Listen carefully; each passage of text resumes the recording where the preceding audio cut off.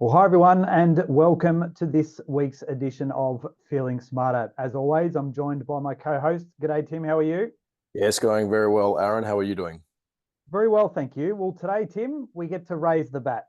We raise the bat for what is our 50th episode of our Feeling Smarter. A little idea that you and I had a bit over 12 months ago, where we thought it was an opportunity to get in front of the camera. You and I don't mind standing up in front of an audience and getting in front of the camera, but I guess equally, it just provided us with an opportunity to discuss issues that we see happening within the technical and regulatory space and also with our members as well. So today we just wanted to take a bit of a reflection on where we've been so far with our weekly show and I guess have a think about where we're heading, not only with the show, and what's happening from a legislative point of view, but what we're doing, obviously, at Smarter SMSF as well, to be able to support those and a growing number of those that are subscribers to this, but naturally the way in which we deliver much of our education and documents and stuff as well.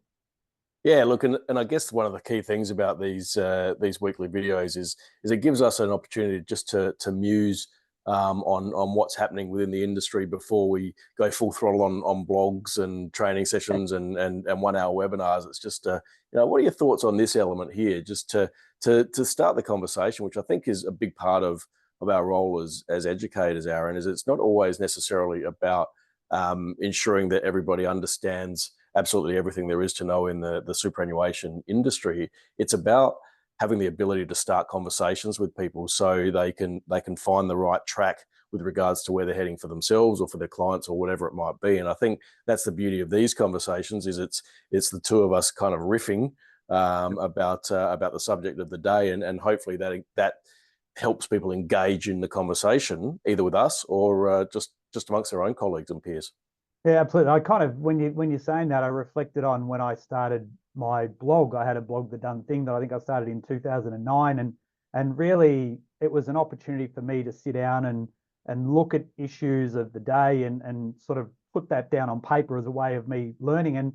And this, the best part of 15 years on is nothing's really changed other than the fact that I now get to do this with you and we get to talk through these issues and, as you said, sort of riff on them and share some insights, and then whether we think they might need to be taken further or we've been in discussions to be able to take them further. I know you've been involved in some of the Treasury discussions this week around the legacy pensions. And I guess that's really what a lot of this is about, is to go, well, how do we look at these issues? How do we interpret them, ask questions, articulate that back to those that have an interest, that work in this area and have their clients impacted by it? And then I guess finally, it's not only that education piece, but we actually talk to them and show them how to put things in place. And that's where our Smarter SMSF documents come into it as well.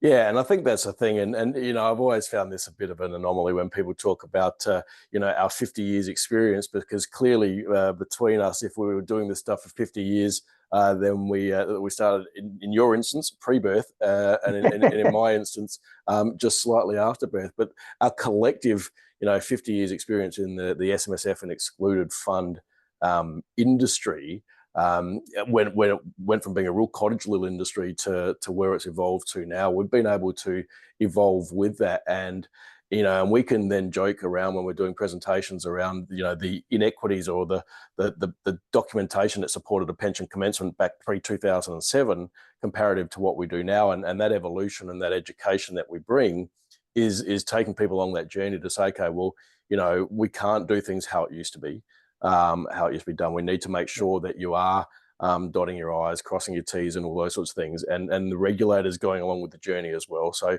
working closely with the tax office to make sure that if we're providing education, there is a purpose to it. And then if we're providing documentation, it's to ensure that those that are implementing certain strategies can do so with the comfort that from a compliance and audit point of view, that they're going to meet their obligations.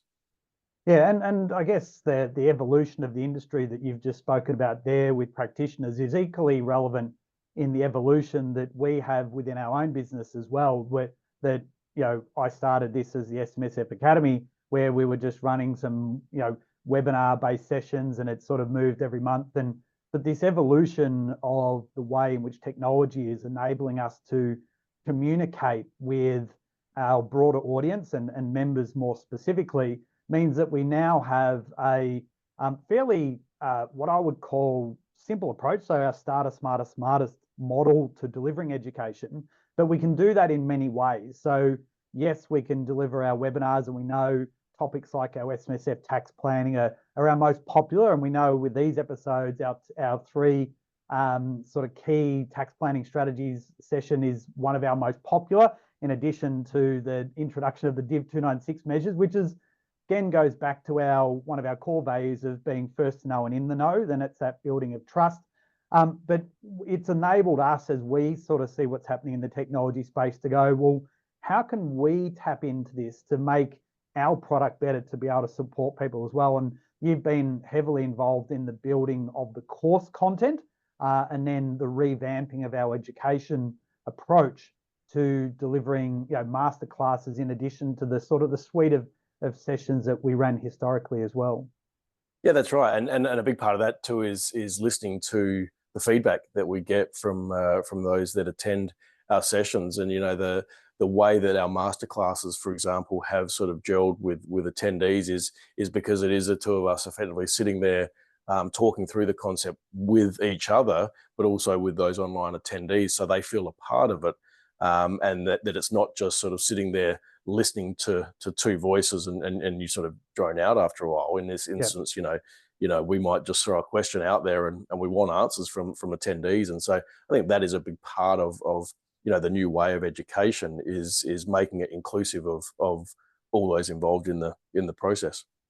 Yeah, and I guess the final piece to that is around our course content, where we've now got both our foundations and an essentials course. And I think taking that technology further, so e-based learning is obviously providing a fairly significant and profound shift in the industry. But the fact that we're now overlaying that with AI and therefore giving the user the opportunity to not only be working self-paced through content that suits them. We've had hundreds of staff go through, or students go through those various courses, but then to be able to overlay or stack the technology on top of it. So I don't get that particular scenario that was talked within that particular module on pensions, contributions, whatever, and then to be able to talk to the bot, in essence, to get that clarity, or then come in and overlay that with our own expertise, again, is something that we see as a big part of the evolution in what you can do in the education space going forward. Yeah, that's right. Whereas before we would have to sit there and pull one manual folder out of the library and then go to another one to try and search for what we've spoken about before or what we've written before. That ability to load that information all into one space and then to be able to search for valid and appropriate content is really important. And then to tie that in with the documentation side of things, again, is the final link in that piece for most practitioners. Yeah, very good. Well, our first episode was on legislating the objective of super. So that was a discussion paper. Funnily enough, we haven't heard a hell of a lot on that topic in between, but we do know that Division 296, which we've spoken about at some length, has also sort of had an interesting path up until this point in time as well. But we will, when we do provide a fairly diverse range of topics as part of these weekly episodes. If you would like to hear specific topics, again, we take on board member questions that we have as part of our support packages, talk about a broad range of things. So you can get in contact with us at team@smartersmsf.com if you've got any suggestions or you've got questions that Tim and I'd love to do. We do have a fairly big backlog, Tim, of topics that we do talk about, but currency of topics is also very relevant as well. So I guess in closing, thanks for the first 50. Let's hope we can go on and raise the bat for 100 partnership as well. But thanks again for your time. Yeah, no worries. Well, look, I was a pretty ordinary cricketer, so I never got to raise a bat. So I'm looking forward to that continued journey to outdo Brian Lara, perhaps. So let's see how we go. Yeah, and it'd be remiss of us to say, given that we need to celebrate 50, that we probably should have a craft beer at some stage in the not too distant future as well. I'm assuming that's a given. Yeah, great. Thanks everyone for your time. Have a great rest of the day and bye for now.